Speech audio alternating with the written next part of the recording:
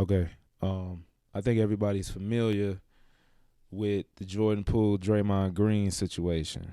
Right before the start of last year, somebody leaked the footage of practice where Draymond Green knocked the fuck out of Jordan Poole, landed him a good ass right hand haymaker.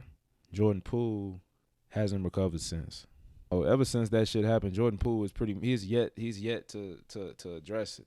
He ain't been on nobody's podcast to talk about it. He's purposely trying to avoid the question. What is your just general perspective on how much of an impact the Draymond punch had on last season, and how is it left now with him and them? Yeah, I mean, we're in Washington now. Playing with Kuz, great duo. The thing with this is last year, when they won the championship, Jordan Poole actually had a good year that year. In the offseason come. You do for some money. I'm sure before he punched him, I'm sure they didn't have the best relationship. If you just think about it, Draymond Green has a pattern of ruffling motherfuckers' feathers. He did it with Kevin Durant. He does it with a lot of players on the opposing team. It's kind of just his personality. He's old school. Sometimes the way he is can be a problem for people that's sensitive, like Kevin Durant. Jordan Poole, I feel like he's in that same category, somebody that's sensitive. The thing about Jordan Poole, though, when he when he hitting shots and he's having success, he's talking shit. He's a little arrogant, talking shit, showboating, cocky. When it comes to talking shit in any competitive field, it ain't even got to be competitive, just in general. When you talk shit, you got to understand that there could be consequences to the shit that you talking. Now, they say in that practice when right before Draymond Green punched his ass, they say Jordan Poole he was talking his shit. Now, like I'm saying, if you're going to talk your shit, go ahead, talk your shit. But be ready for what's going to happen after that. If anything happens, because sometimes shit happens.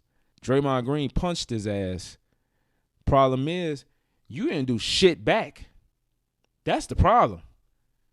We got the video. Watch the video. You got to get your leg back when a motherfucker hits you that hard, that direct. You got to try to get your leg back or something. You can't just get punched like that and then just, no, it's cool. Unless you're going to sue him. You're going to sue your teammate for assault. And then the thing with that is he ain't getting no support.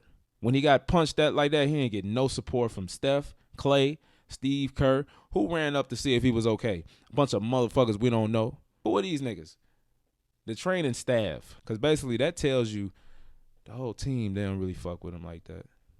I don't know. That's not a good look, man. And I do believe that had a significant role to play in why Jordan Poole didn't have such a great year this last year. For the record, Jordan Poole is not a scrub, man. Just for the record. Like, Jordan Poole is decent.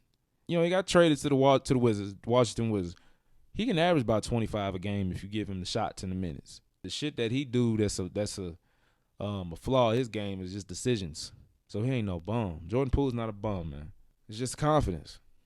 That confidence is important.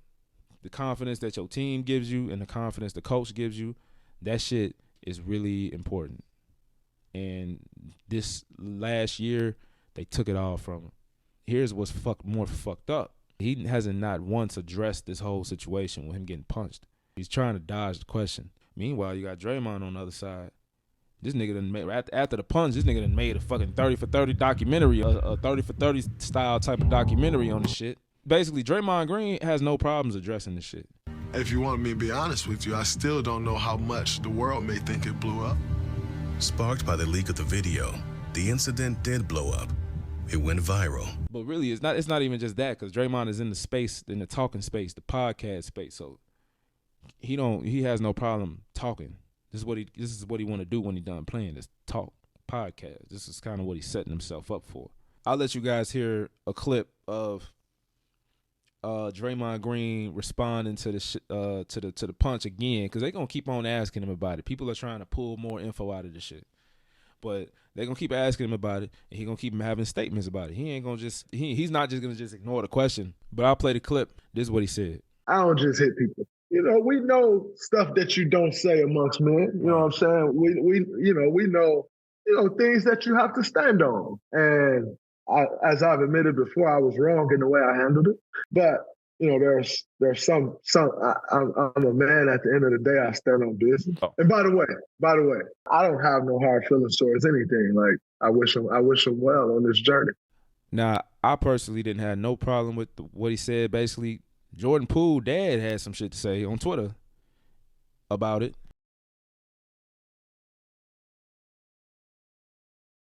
Why your dad gotta say shit, man? This ain't got shit to do with your dad. Who got punched? Jordan Poole got punched.